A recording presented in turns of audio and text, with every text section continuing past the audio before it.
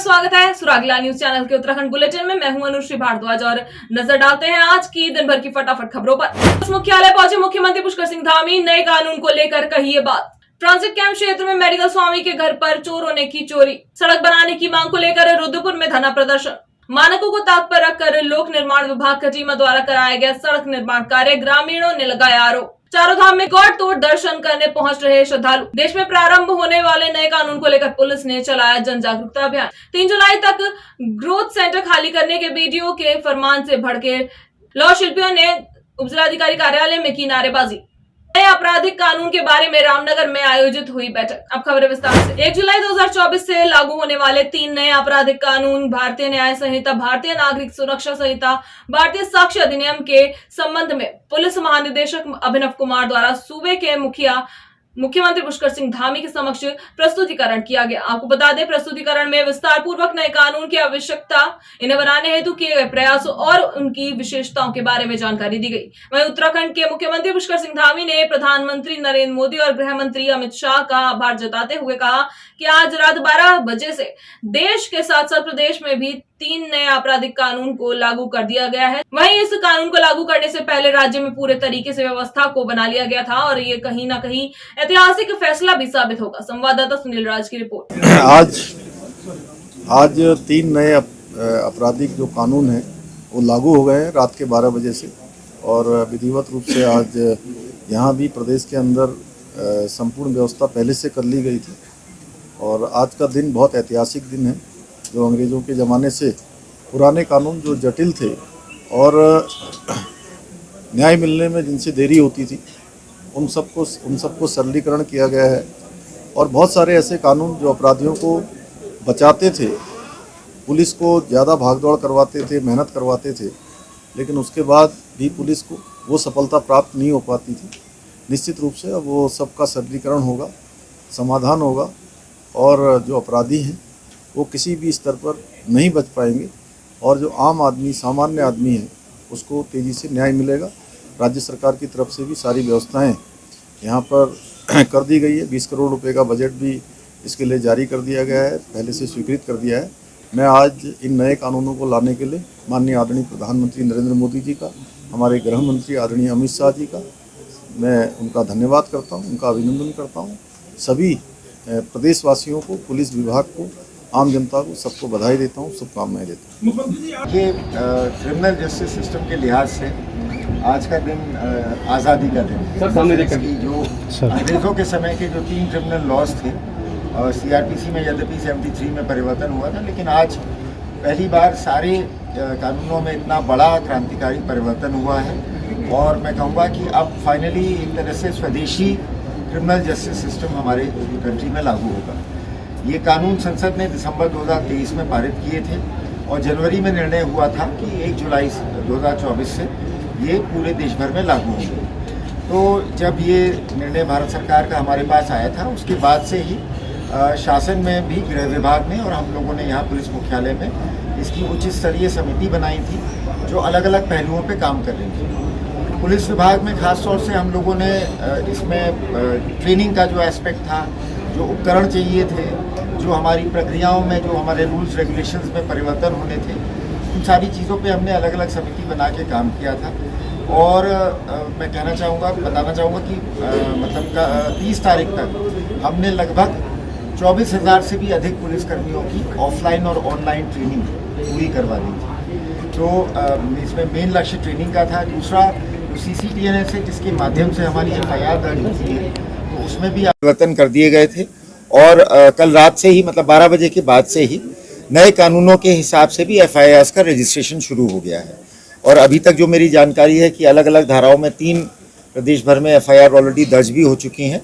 और ऐसा ये कानून जिस मंशा से लागू किए गए हैं, मुझे पूरा विश्वास है कि आने वाले दिनों में आम जनता भी इससे जो उनको सुविधा मिलने है उसमें भी सुधार देखेगी, परिवर्तन देखेगी। रुद्रपुर के ट्रांजिट कैंप क्षेत्र में मेडिकल स्वामी के बंद घर में चोरों ने धावा बोलकर लाखों के जेवरात सहित हजारों की नकदी पर हाथ साफ कर लिया, जिसके बाद पुलिस ने चोरों की तलाश शुरू कर दी। वहीं रुद्रपुर के एसपी सिटी मनोज कत्याल ने बताया कि पुलिस ने तहरीर के आधार पर जांच शुरू कर दी है। खुलासे के लिए 2 टीमों का गठन किया गया है। जल्द ही आरोपियों को गिरफ्तार कर लिया जाएगा। संवाददाता दुर्गेश तिवारी की रिपोर्ट। मैं हर शनिवार को बालाजी दरबार जाता हूँ और वहाँ पे कल शनिवार का दिन था, तो दरबार था, तो हम बाबा की सेवा में गए थे बालाजी महाराज की। तो सुबह मैं 3 बजे वहाँ से जागरण समाप्त करके आया मैं। तो 3 बजे जब मैं घर पहुँचा तो मेरे घर का दरवाज़ा टूटा हुआ था और फिर मैंने चेक किया तो मुझे लगा कि मेरा अंदर के दोनों दरवाजे अंदर से लॉक हैं। दरवाजे का जो डोर होता है मेरा सेंटर लॉकिंग है, सेंटर लॉकिंग अंदर से लॉक है। तो मैं थोड़ा घबराया। फिर मैंने अपने ब्रदर को, अपने भाई मनोज छाबड़ा जी को फ़ोन किया कि भाई आप जरा आओ, ऐसा मुझे लग रहा है कि कुछ अंदर है, कहीं मैं अकेले अंदर जाऊँ तो कुछ दिक्कत ना हो जाए। तो वो लोग आए फटाफट, तो उन्होंने 112 पे फ़ोन करवाया। 112 पे भी हमें पुलिस ने बहुत अच्छा रिस्पांस दिया। आधे घंटे के अंदर हमें वो भी आए, उन्होंने देखा, फिर उनके सामने मैंने दरवाज़ा खोला। मैंने अपनी चाबी से, जो मेरा सेंटर लॉकिंग थी उससे अंदर से जो सेंटर लॉकिंग उसको खुलवा के हम धीरे से ऊपर बढ़े तो हमें पता लगा कि ऐसी घटना हमारे साथ दुर्घटना घट चुकी है।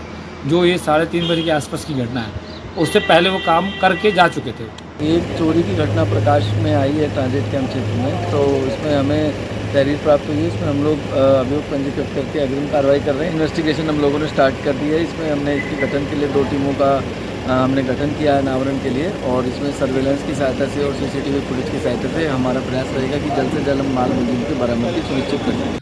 रुद्रपुर के गंगापुर रोड पर सड़क बनाने की मांग को लेकर स्थानीय लोगों के द्वारा धरना प्रदर्शन किया गया और रोड नहीं तो वोट नहीं के नारे लगाए गए। इस दौरान प्रदर्शन कर रहे स्थानीय लोगों का कहना था कि अगर जल्द ही उनकी रोड को नहीं बनाया गया तो आने वाले निकाय चुनाव में उनके द्वारा चुनाव का बहिष्कार किया जाएगा। आपको बता दें कि गंगापुर रोड पर दक्ष चौक से बगवाड़ा तक सड़क निर्माण काफी खस्ता हाल है, जिसके मांग को लेकर अनेक कॉलोनियों के लोगों ने धरना प्रदर्शन किया। संवाददाता दुर्गेश तिवारी की रिपोर्ट।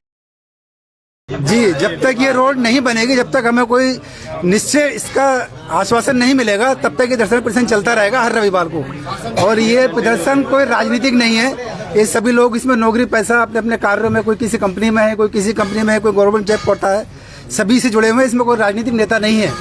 इसलिए सरकार से निवेदन है, इसको राजनीतिक मुद्दा ना समझें और ये रोड शीघ्र से शीघ्र बनाने की कृपा करें।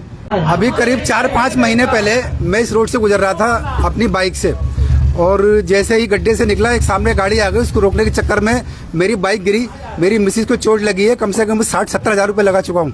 उनके सिर में चोट लगी है, रीढ़ की हड्डी फ्रैक्चर हो गई है और अभी तक उनका इलाज चल रहा है इस रोड की वजह से।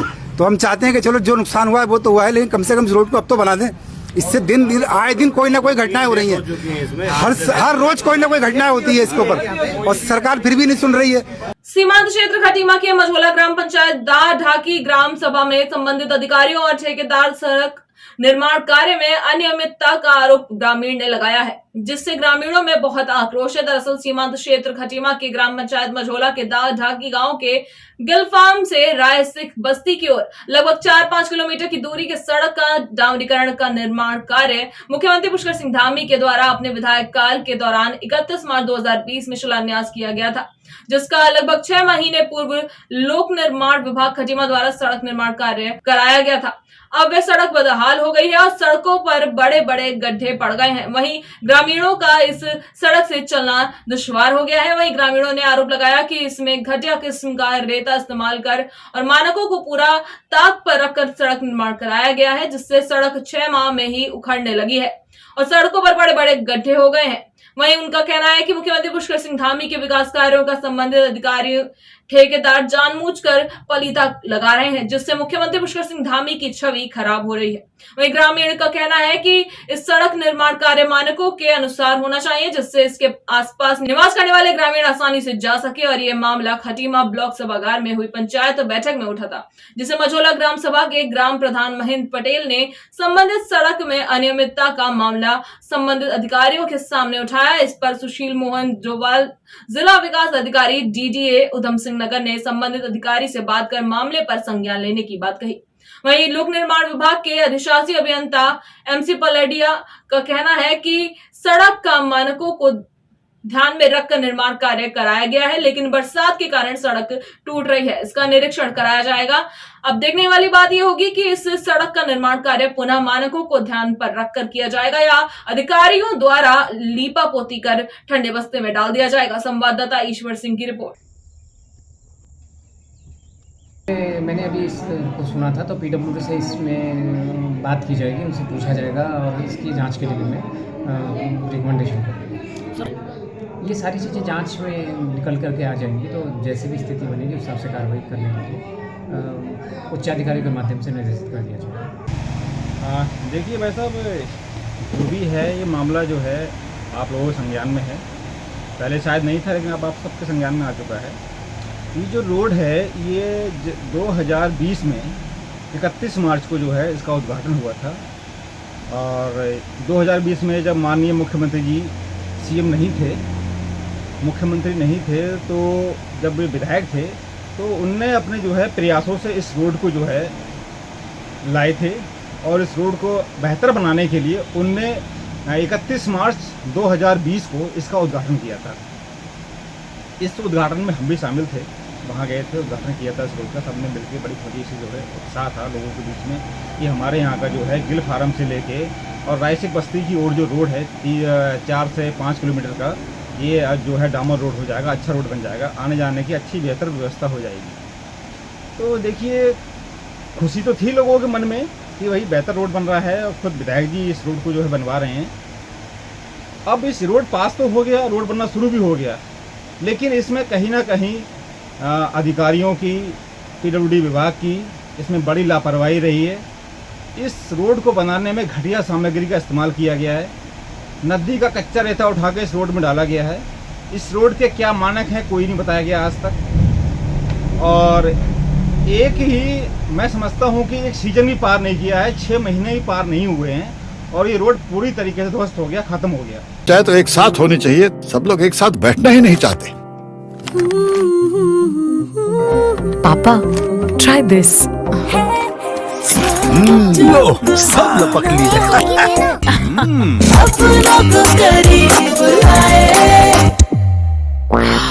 ये क्या हाल कर दिया है रूम का? बस कल से चाय? कल से चाय मेरे रूम में। देवर पान नमकीन। उत्तराखंड में 4 धाम यात्रा में पहुंचे लगभग 30 लाख श्रद्धालु। आपको बता दें 50 दिनों में रिकॉर्ड तोड़ 30 लाख श्रद्धालु पहुंचे धाम दर्शन करने। 10 मई को 4 धामों के कपाट खुलने का सिलसिला हुआ था शुरू, जिसके बाद लगातार श्रद्धालुओं का दर्शन के लिए तांता लग रहा है। पिछले साल 22 अप्रैल को खुले थे कपाट। इस साल के लिहाजा पिछले साल 18 दिन पहले खुल गए थे 4 धाम के कपाट। खबर उधम सिंह नगर के सीमांत खटीमा से है, जहां पुलिस ने 1 जुलाई से संपूर्ण भारत में प्रारंभ होने वाले नए कानून को खटीमा कोतवाली के अंतर्गत आने वाले थाना झनकैया, थाना खटीमा, थाना नानकमता में जनता के बीच अलग अलग स्थान पर बैठक कर जन जागरूकता अभियान का आयोजन किया। जन जागरूकता अभियान के दौरान सामाजिक संगठनों के लोगों को बुलाया गया, साथ ही टैक्सी यूनियन व ट्रक यूनियन के लोगों को भी साथ में बुलाया गया और बताया गया कि 1 जुलाई से संपूर्ण भारत में जो कानून लागू हो रहा है उन कानून के बारे में विस्तार पूर्वक जानकारी दी गई। संवाददाता ईश्वर सिंह की रिपोर्ट। आज से हमारे जो है इंडिया में नए जो कानून है जिसका नाम BNS है, BNSS है और BSA 2023 ये लागू हो रहा है। तो इसी के चलते हम लोगों ने एक जो है जागरूकता कार्यक्रम, एक अवेयरनेस कैंप करवाया है, जिससे लोगों को अवेयर हो जाएंगे हमारे जो नए कानून है आज से लागू हो। इसमें हमने आसपास के जो हमारे समाज के जो लोग हैं उनको बुलाया है, उनको मैसेज दिया है और इस तरह के भी और अभियान भी किए जाएंगे इनका कमिटमेंट है। हमने जो है पूरे खटीमा सर्कल, नानकमता, झनकैया, खटीमा इन 3 कानून में करवाया है। इनके पूरे डिस्ट्रिक्ट में चल रहा है उच्च अधिकारियों के निर्देशन। सरकार द्वारा ग्राम्य विकास विभाग लोहाघाट के सहयोग से महिला समूह की लौह शिल्पियों को रोजगार से जोड़ने के लिए लोहाघाट में 5 साल पहले ग्रोथ सेंटर खोला गया था, जिसे लौह शिल्पियों ने अपनी मेहनत से ऊंचाई की बुलंदी में पहुंचाया। लोहाघाट ग्रोथ सेंटर में बने लोहे के बर्तन व कृषि उपकरण प्रदेश के साथ साथ देश में भी काफी प्रसिद्ध हुए। खुद मुख्यमंत्री, प्रदेश के मंत्रियों, राज्यपाल और सचिव स्तर के अधिकारियों ने ग्रोथ सेंटर की सराहना की तथा उसे आगे बढ़ाने में सहयोग देने का आश्वासन दिया था, लेकिन अचानक संग खंड विकास अधिकारी के द्वारा ग्रोथ सेंटर प्रगति महिला ग्राम समूह की महिलाओं को 3 जुलाई तक ग्रोथ सेंटर खाली करने के आदेश दिए गए हैं। बीडीओ के आदेश से भड़के लौह शिल्पियों ने सोमवार को एसडीएम कार्यालय लोहाघाट में जोरदार नारेबाजी करते हुए एसडीएम लोहाघाट रिंकू बिष्ट से उन्हें न्याय दिलाने की गुहार लगाई है। संवाददाता लक्ष्मण बिष्ट की रिपोर्ट। हम कहना चाह रहे हैं कि हमारे साथ अन्याय हो रहा है। इतने सारे लोग काम करते हैं, हम गरीबों के पेट में लात मार दी गई है। अब ग्रोथ सेंटर ऐसे ही खाली करने को बोल दिया है। उस पर हम कहाँ जाएंगे, हम क्या करेंगे इसके बाद? ऐसे ही थोड़ी ना हो जाएगा सब कुछ। तो क्या कहते हैं, ऐसा नहीं करा। अब हम कहीं भी जाते हैं तो हमारी कोई बात सुनते ही नहीं। हम कहाँ कहाँ नहीं चले गए हैं। बीडीओ साहब के सामने जाते हैं, वो तो हमारी एक भी बात बिल्कुल भी सुनने को तैयार ही नहीं है, कुछ नहीं सुनना चाहते हैं। आज 3 दिन की तारीख डाल दी है इनने कि ग्रोथ सेंटर ऐसे ही खाली करो। पूछ ना ताश ना कोई जाँच होती है ना कुछ होता है, तो ऐसे ही खाली कर देने को बोलते हैं। जो काम करता है उसकी कोई सुनवाई नहीं की जाती है, और ना कोई बोलता है तो उसे बोलने दिया जाता है। हर चीज़ के लिए उनको आगे करते हैं, तो बोलते टाइम उन्हें शिकायत भी कर देते हैं, तो वो उनकी सफाई नहीं मांगते हैं उनसे, कि कहते हैं आप चुप ही रहिए। शिकायतकर्ता को ऐसे कुछ जानती नहीं है, कुछ नहीं करते हैं, उसे खड़ा कर देते हैं। प्रशासन से हमें ये मांग है कि हमें न्याय दिया जाए। हम लोग यहाँ पर जो है एसडीएम साहब को हम लोग यहाँ पर ज्ञापन देने आ रहे हैं। जो कितने पत्र हम लोग जो है शासन प्रशासन सब जगह हम लोग जो है अपनी मांगों को लेकर हम लोग यहाँ पर दे चुके हैं, लेकिन आज प्रशासन के द्वारा हमारी बिल्कुल भी नहीं सुनाई, अपनी मनमानी की जा रही है। इतना कुछ होने के बाद भी न तो हमारे कहीं पत्रों की जाँच हो रही है। हम लोग अनुसूचित जाति आयोग से लेके माननीय मुख्यमंत्री जी तक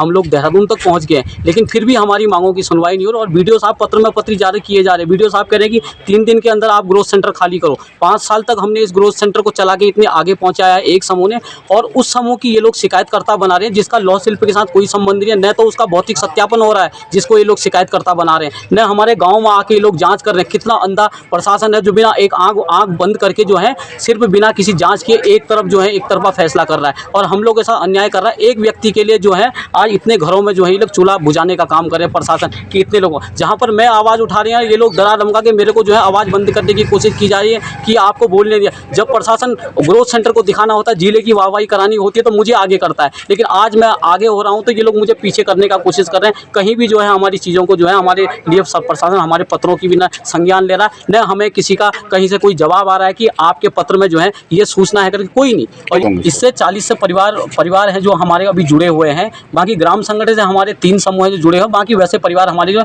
इन सबके परिवारों का जो है आज मतलब इनसे रोजगार छीन रहा है। चाहे तो एक साथ होनी चाहिए, सब लोग एक साथ बैठना ही नहीं चाहते। पापा ट्राई दिस। लो सब लपक लिए।